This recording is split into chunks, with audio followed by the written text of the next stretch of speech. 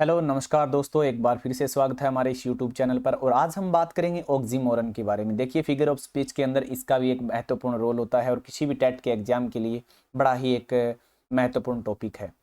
और हम इजी भाषा में इसको सीखने का प्रयास करेंगे। अक्सर आपको भ्रांतियाँ रहती है, मैं सब चीज़ें धीरे धीरे पीछे 2 वीडियो में डाली हैं, वो भी आप देखें, फिर ये देखें। लास्ट में जब हम सारी चीज़ें कंप्लीट करेंगे, आफ्टर दैट ये देखेंगे कि इसके अंदर डिफरेंस क्या क्या है। क्योंकि कुछ एक आपको समझ में नहीं आएगा कि कहाँ से इसमें क्या अंतर है, ऑक्सीमोरन में क्या अंतर है। कुछ एक मिक्सअप होंगे, जैसे एक तरफ सिनोनिम वर्ड होगा, एक तरफ एंटोनिम होगा, तो इस तरह से। तो चलिए शुरुआत करते हैं, आज ऑक्सीमोरन होता क्या है। दरअसल दोस्तों, एक बात बताना चाहता हूँ। ऑक्सीमोरन पढ़ने से पहले मैं एक आपको थोड़ा सा हिंट देता हूँ कि दरअसल ये होता क्या है। कई बार आप ऐसे समझते होंगे कि किसी के साथ लड़ाई हो गई है, झगड़ा हो गया है, या कोई सैड है और आपसे मिलता है, और आपसे मिलके वो ये कहता है कि यार देखो, आजकल तो मैं जिंदा लाश हूं। अब एक नाम सुनो, उसने क्या बोला कि जिंदा लाश हूं। तो जिंदा और लाश, अब ये क्या है? ये ऑक्सीमोरन ही है। एक तरफ कह रहा है जिंदा और एक तरफ कह रहा है लाश। तो लाश है तो जिंदा कैसे है? तो कहने का अभिप्राय ये हुआ उसका कि मैं हूं तो जिंदा, लेकिन कहीं ना कहीं इमोशनलेस, यानी लग जिंदा रहूं, दिख जिंदा रहूं, लेकिन मन से क्या हूं? उदास हूं या लाश बन चुका हूं। मुझे कोई इमोशंस नहीं है, कोई प्रतिक्रिया नहीं है। समाज में रहने का मतलब उसको कोई भी ऐसा चाव नहीं है। अभी एक मृत शरीर की भांति पड़ा हूं। तो सेम यही ऑक्सीमोरन है। आप इन शब्दों को देखें और बड़ी आसानी के साथ कर सकते हैं। दूसरी बात, इनको पहचानने के लिए आपको एक ध्यान रखना होगा, ये दोनों साथ साथ आएंगे। शब्द क्या होंगे? साथ साथ ही मिलेंगे आपको। कैसे मिलेंगे, ये सब चीजें धीरे धीरे जानेंगे। आशा करता हूं ये वीडियो भी आपको पसंद आएगी। तो चलिए शुरुआत करते हैं आज के इस अध्याय की। दोस्तों, सबसे पहले हम बात करते हैं इसकी डेफिनेशन की। पहली बात तो ये है कि ऑक्सीमोरन की डेफिनेशन कहां पूछी जा सकती है। जब पेपर फर्स्ट ग्रेड का हो, सेकंड ग्रेड का हो, तब इनकी परिभाषाएं आपसे पूछ ली जाती है। तो इन विच टू ऑपोजिट आइडियाज, कोई दो विचार होंगे। क्या होंगे? दो विचार होंगे जो ज्वाइन करेंगे डू क्रिएट एन इफेक्ट। अलग अलग विचार, मैंने अभी अभी कहा था जिंदा लाश। तो ये आप समझो दोनों ऑपोजिट विचार हैं। सिनोनिम होगा, एक तरफ वर्ड एंटोनिम होगा। तो चलिए शुरुआत करते हैं। इन विच टू ऑपोजिट आइडिया, दो विचार ऑटोमेटिक हो जाएंगे। कहना कुछ चाहता है, आप समझिए कुछ अलग। ठीक है। तो ये इफेक्ट पैदा करते हैं, मतलब एक सुंदरता लेके आते हैं। अलंकार है ही तो सुंदरता का गहना। चलिए ये देखो क्या कह रहा है पहले एक्सरसाइज के अंदर, कि मैं पसंद करता हूं, आई लव रीडिंग। मैं क्या पसंद करता हूं? Tragic comedy. अब मुझे बताओ, एक तरफ तो ये कह रहा है मुझे दुख, ट्रेजिक का मतलब दुख होता है, कॉमेडी का मतलब मजाक। तो ऐसा क्या हो गया भाई? ट्रेजिक कॉमेडी ऐसी क्या हो गई? अब एक तरफ कह रहा है मैं ट्रेजिक पसंद करता हूं या फिर कॉमेडी। तू ये तो बता भाई, तू दुख वाली चीजें देखेगा या कॉमेडी वाली? तो दरअसल यही क्या है, ऑक्सीमोरन है। दोनों शब्द साथ साथ आए, आप ये ध्यान से देख सकते हैं। तो अब चलो एक और उदाहरण देखते हैं दोनों, फिर हम बात करेंगे। I have an old news. अब न्यूज भी है और ओल्ड भी है। तो न्यूज का मतलब तो ताजा खबरें होती हैं हमेशा, लेकिन ये कह रहा है मेरे पास क्या है? पुरानी न्यूज है।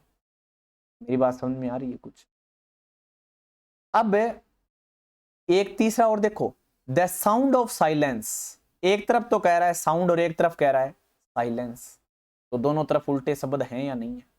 तो कहने का भाव मैंने अभी तक जैसे आपको समझाया, आपने देखा होगा कुछ ऐसी मूवीज होती हैं जिसमें कुछ ही पलों में दुख और कुछ ही पलों में हंसी मजाक दोनों साथ साथ चलते हैं।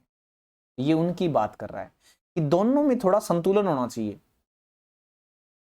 अमेरिका के वो राइटर थे ना, चार्ली चैपलिन। अमेरिका के थे, आई डोंट नो, मुझे पक्का कन्फर्म नहीं है। लेकिन चार्ली चैपलिन की मूवी देख लो, आपको पता चल जाएगा। वो ट्रेजिक कॉमेडी बहुत बनाते थे, एकदम से आपको सैड कर देते और कुछ ही पलों में वो आपको हंसा देते थे। उससे बढ़िया उदाहरण नहीं है ऑक्सीमोरन का। उनकी फिल्मों में यही तो दिखाई दिया था, और यही कारण था वो सबसे फेमस हुए उस समय। उनकी भाषाएं नहीं थी, फिर भी वो इमोशन से हरा देते थे लोगों को। चौथा उदाहरण देखो इसी तरह से, an old man is the wisest full. अब एक बात बताओ, एक बुढ़ा आदमी, एक तो कह रहा है बुढ़ा उल्टा एक तरफ, और एक तरफ कह रहा है वाइजेस्ट फुल। अब यहां देखो ये रहा, एक तो तरफ कह रहा है वाइज है और एक तरफ कह रहा है मूर्ख कह रहा है। ये दोनों शब्द उल्टे हैं या नहीं है एक दूसरे से, आप देखो। तो ये ऑक्सीमोरन का ही उदाहरण है। एन ओल्ड मैन, एक बुढ़ा आदमी क्या होता है, वाइजेस्ट फुल होता है। बताओ बुद्धिमान और मूर्ख कैसे हो सकता है? लेकिन कहने का अभिप्राय है उनके पास ज्ञान होते हुए कई बार वो क्या है, ऐसी बातें करते हैं जैसे कि कोई अज्ञान नहीं करता है। हो सकता है ये कविता में हमें शब्दों के, कविता की राइम जो भी हम किस तरह से देख रहे हैं, किस तरह से लाइनें पढ़ रहे हैं, उसके आधार पर खैर भावार्थ तय होते हैं। लेकिन एक बार हम ऐसा समझ लेते हैं, अपना अपना तरीका होता है समझने का। Life is bitter sweet. अब बताओ जिंदगी क्या है? जिंदगी बताओ कड़वी भी है और मीठी भी है। ऐसा क्यों कहते हैं? क्योंकि सुख और दुख आते रहते हैं जिंदगी। ये सबसे बड़ा एग्जाम्पल आप यहां से समझ सकते हैं। तो ये देखो दोनों तरफ उल्टे शब्द हैं। ये देखो एक तरफ ये और एक तरफ ये, एक तरफ प्लस और एक तरफ है माइनस। छठा उदाहरण और देखो, इनसे अंदर एक और बात बता रहा हूं, ये लगभग आपके पेपरों में भी याद आते हैं, तो ये वीडियो भी आराम से देखें। The more haste the less work. More less, ये देखो यहां मोर यहां लेस, तो ये उल्टा हो गया, इसमें भी ऑक्सीमोरन ही है। उसके बाद देखो पार्टिंग इज सच स्वीट, यहां फिर आ गया स्वीट सोरो।